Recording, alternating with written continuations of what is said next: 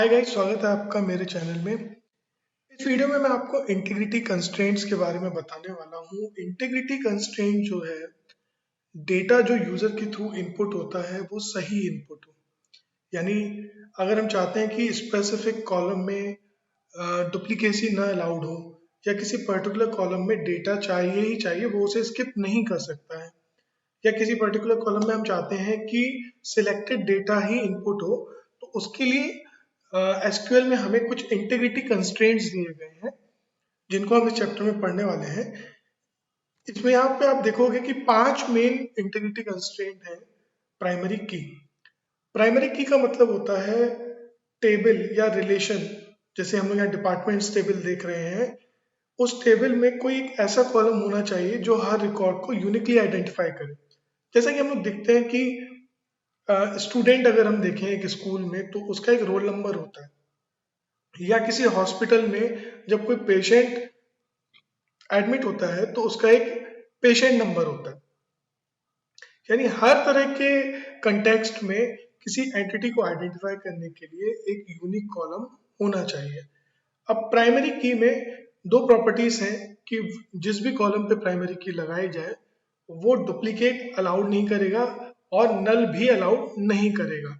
इसके अलावा प्राइमरी की जो रिकॉर्ड को आइडेंटिफाई करती है, उसके साथ साथ कई ऐसे कॉलम भी हो सकते हैं जो डुप्लीकेसी अलाउ नहीं करें। जैसे फॉर एग्जांपल किसी भी रिलेशन में अगर फोन नंबर है, फॉर एग्जांपल स्टूडेंट का रिकॉर्ड है, उसमें फोन नंबर है, तो वो डुप्लीकेट नहीं हो सकता, क्योंकि किसी भी दो व्यक्ति के या दो फोन नंबर सेम नहीं हो सकते हैं।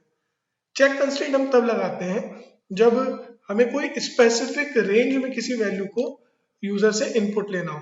फॉर एग्जांपल हम चाहते हैं कि सैलरी 0 से कम इनपुट ना हो और 40,000 से ज्यादा इनपुट ना हो, या हम चाहते हैं कि जो एम्प्लॉय का लोकेशन है वो दिल्ली, मुंबई या गुजरात या कोई स्पेसिफिक लोकेशन हो। तो अगर यूजर से हमें एक स्पेसिफिक रेंज में इनपुट लेना है तो हम लोग उस कॉलम पे चेक कंस्ट्रेंट लगाते हैं। और नॉट नल का इस्तेमाल हम तब करते हैं जब हम चाहते हैं कि यूजर के थ्रू इनपुट की गई वैल्यू जो है, मतलब वो उस कॉलम में वैल्यू डाले ही डाले, वो उसे छोड़ नहीं सकता है।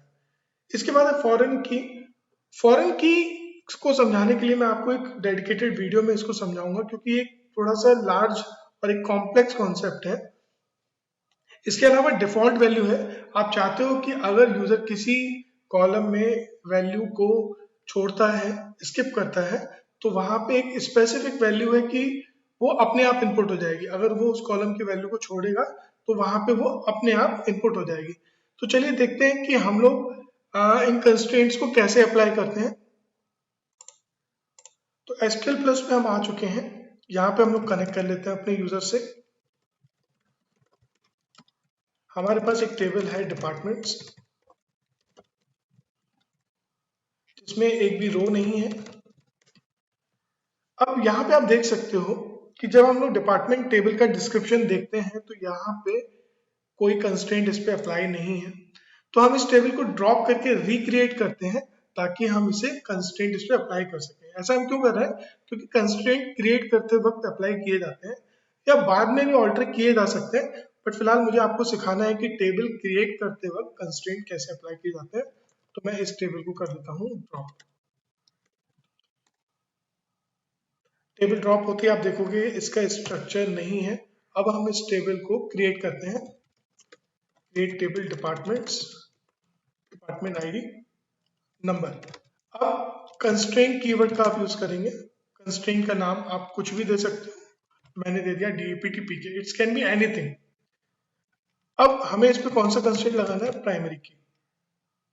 डिपार्टमेंट आईडी जिसका डेटा टाइप नंबर है, और जिसपे हम एक प्राइमरी की कंस्ट्रेंट लगा रहे हैं। उसके बाद कॉमा देके मैं एंटर कर लेता हूँ। ये कमांड अभी एग्जीक्यूट नहीं होगा जब तक हम सेमीकोलन नहीं देंगे। तो सेकंड कॉलम जो है वो है डिपार्टमेंट नेम ब्रैकेट 2 20, और इस पर हम एक कंस्ट्रेंट लगा लेते हैं। कंस्ट्रेंट का नाम आप कुछ भी लिख सकते हैं इसमें। तो यहाँ कंस्ट्रेंट नेम हमने दे दिया। कंस्ट्रेंट कौन सा लगाना है इसमें? Not null. यानी हम चाहते हैं कि डिपार्टमेंट नेम को यूजर खाली न छोड़े। Department head bracket 2 20। ठीक है, इस पे भी हम लोग कंस्ट्रेंट लगाते हैं। कंस्ट्रेंट नेम आप कुछ भी दे सकते हैं, नॉट नल। डिपार्टमेंट हेड भी हमने कहा कि इसमें जो है आप नल नहीं डाल सकते, यानी खाली नहीं छोड़ सकते। एक कॉलम हम और ले लेते हैं, डिपार्टमेंट लोकेशन ब्रैकेट 2 20। इस पे भी कंस्ट्रेंट लगाते हैं। कंस्ट्रेंट नेम आप कुछ भी दे सकते हो। तो मैंने कंस्ट्रेंट कौन सा लगाया इस पे, चेक। चेक कंस्ट्रेंट में हमने ब्रैकेट दिया, हमने कहा डिपार्टमेंट लोकेशन इन एक इसमें ऑपरेटर है जो मल्टीपल वैल्यूज को एक्सेप्ट करने के लिए होता है। तो मैंने कहा check department location in Delhi, Mumbai, Kolkata, Chennai, यानी इनके अलावा इसमें कोई भी आप वैल्यू इनपुट नहीं कर सकते। ब्रैकेट बंद कर देते हैं। ये हमारा इनका ब्रैकेट बंद हुआ, ये वाला ब्रैकेट यहाँ बंद हुआ। फिर हमें चेक का ब्रैकेट बंद करना है और फिर हमें टेबल का ब्रैकेट बंद करना है। मैं एंटर करके टेबल का ब्रैकेट बंद कर देता हूँ।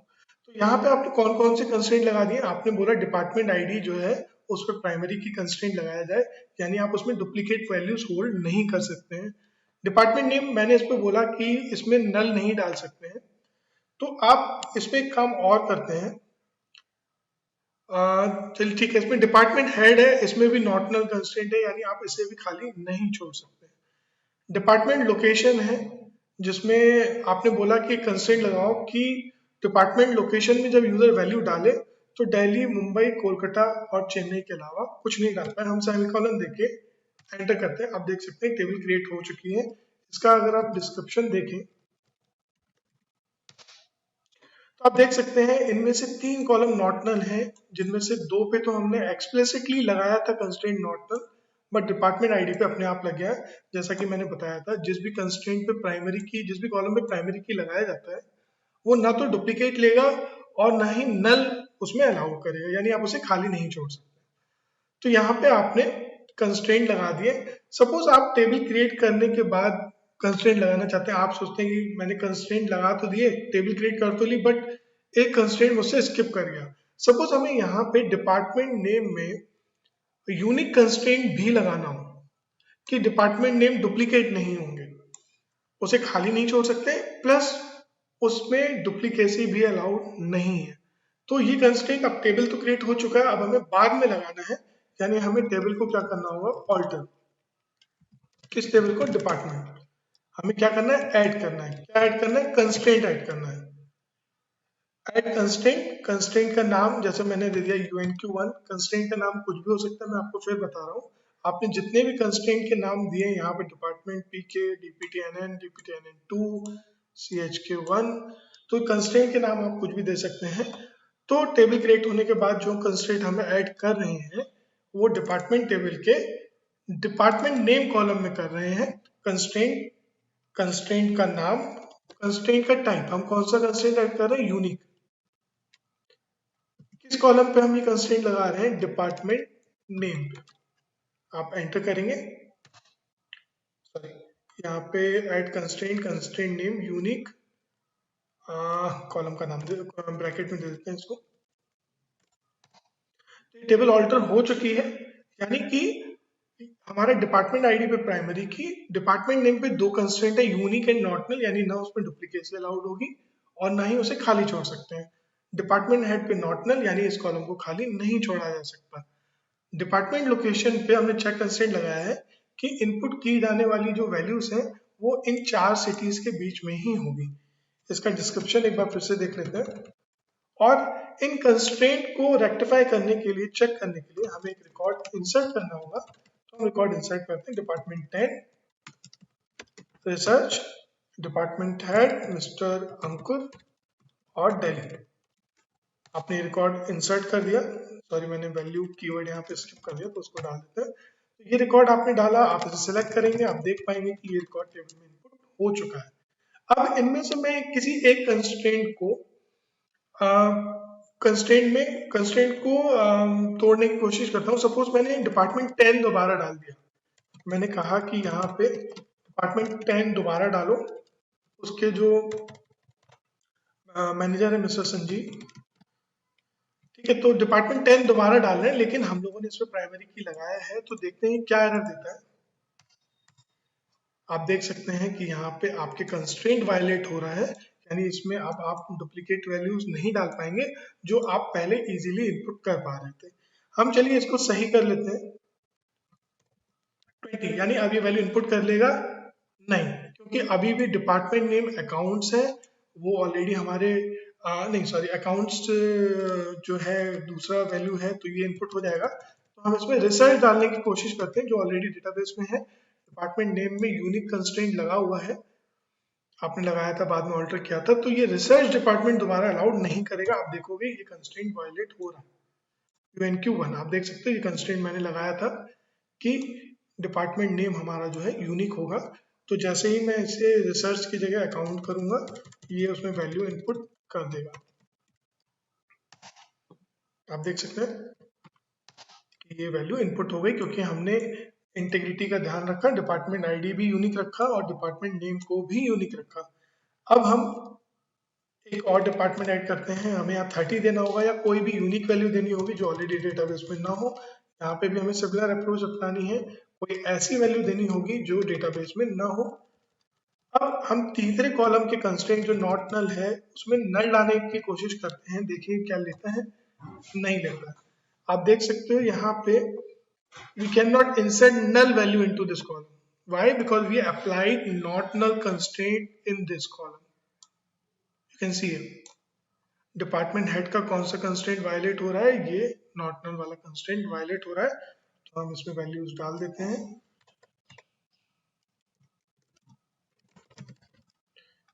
ओके, एंटर करते हैं।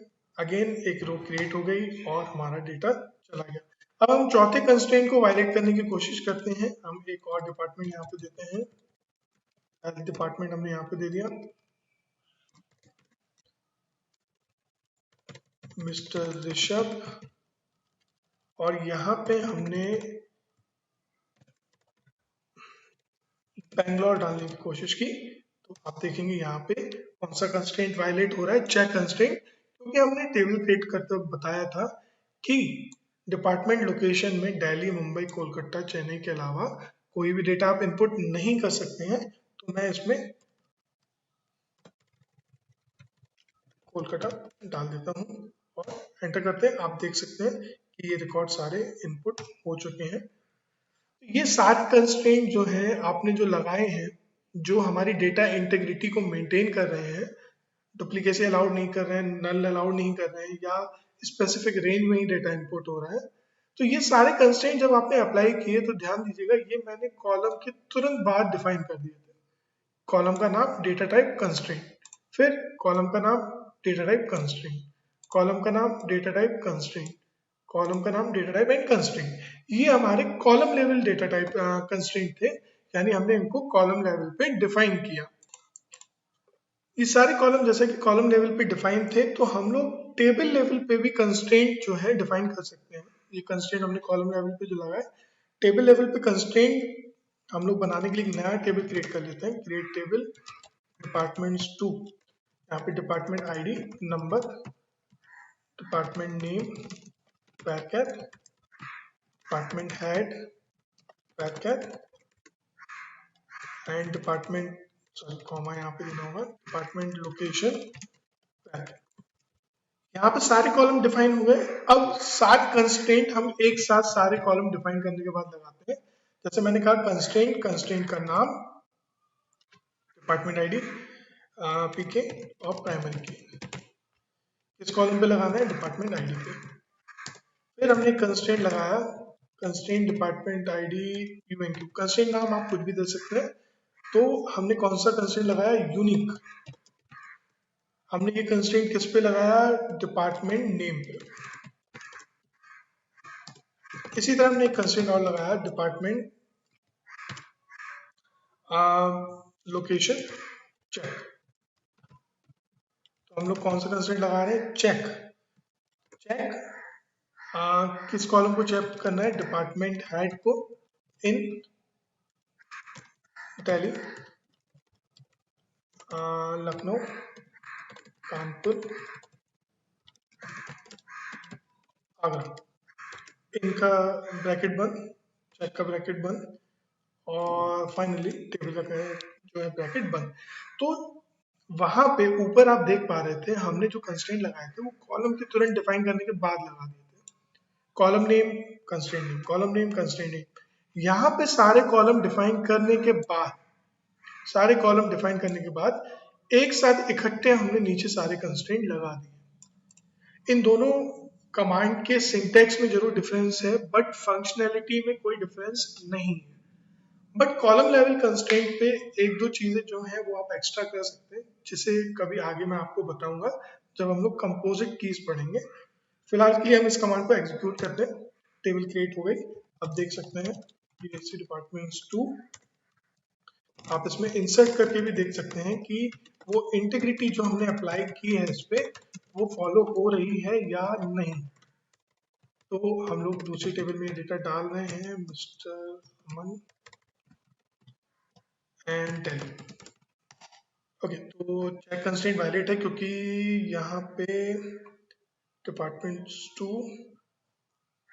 ओके, तो लोकेशन हमारा फोर्थ कॉलम है, दिल्ली हमने डाला है, दिल्ली। ओ सॉरी, मैंने यहाँ पे डिपार्टमेंट हेड पे वो कंस्ट्रेंट अप्लाई कर दिया है, तो सॉरी यहाँ पे मुझे फिलहाल इस रिकॉर्ड में डालना होगा दिल्ली। या आप उस कंस्ट्रेंट को ड्रॉप भी कर सकते हैं। ओके, तो आप देख सकते हैं यहाँ पे कि वो डेटा उसने ले लिया। तो आप चाहें तो इस कंस्ट्रेंट को ड्रॉप करके दोबारा लगा सकते हैं। तो जल्दी से मैं इस कंस्ट्रेंट को ड्रॉप कर देता हूँ, आप सीख भी जाएंगे कि कंस्ट्रेंट को ड्रॉप कैसे किया जाता है। Alter table, table name, department 2, drop constraint, constraint name. यहाँ पे आपका कंस्ट्रेंट हमें ये ड्रॉप करना है क्योंकि ये गलत कॉलम पे अप्लाई हो चुका है, हमें उसको सही कॉलम में अप्लाई करना है। तो कंस्ट्रेंट ड्रॉप हो गया। हम उस कंस्ट्रेंट को दोबारा लगा सकते हैं, बट यहाँ पे कंस्ट्रेंट दोबारा लगाने से पहले आपको वो रिकॉर्ड यहाँ से डिलीट करना होगा। तो मैं उसे डिलीट कर देता हूँ, delete from departments 2। Now alter table, क्योंकि कंस्ट्रेंट ऑलरेडी क्रिएटेड टेबल पे लगाया जा रहा है इसीलिए टेबल को ऑल्टर किया जाएगा। डिपार्टमेंट 2 ऐड कंस्ट्रेंट, कंस्ट्रेंट का नाम आप कुछ भी दे सकते हैं। तो हमें कौन सा कंस्ट्रेंट लगाना है, चेक। किस कॉलम पे लगाना है, डीपीटी लोकेशन। जो गलती से डीपीटी हेड पे लग गया था, हमें डीपीटी लोकेशन पे लगाना है। हमें क्या करना है, चेक करना है कि ये लोकेशन आगरा, कानपुर, दिल्ली या लखनऊ हो।